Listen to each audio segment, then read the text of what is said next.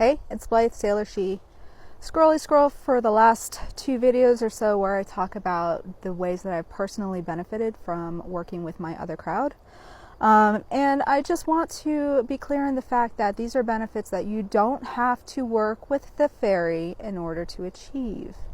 You can do these and get these benefits in a number of ways. I also have deity that I work with. You can work with your deities and achieve the same thing. You can go to therapy, and I encourage you to do it, to achieve the same kinds of growth and benefits to your personal health and your boundaries and the way that you see things. You can focus on meditation, you can work on your spiritual practice, you can work on your magical practice, and all of these things will strengthen the same kinds of things that my other crowd helped me to accomplish. You don't have to work with the fairy in order to get these benefits, which is one of the reasons why I say don't work with them.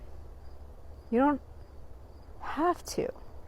This isn't a secret society. It's not a club. I'm not more special because I have this. Other people have different things that make them equally special and unique and cool, and they're their own experiences. Some people work with aliens, and yeah, I do believe that aliens are real.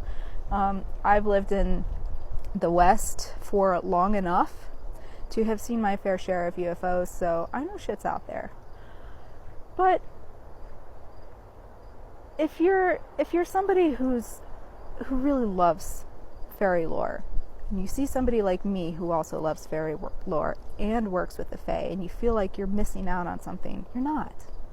You're not.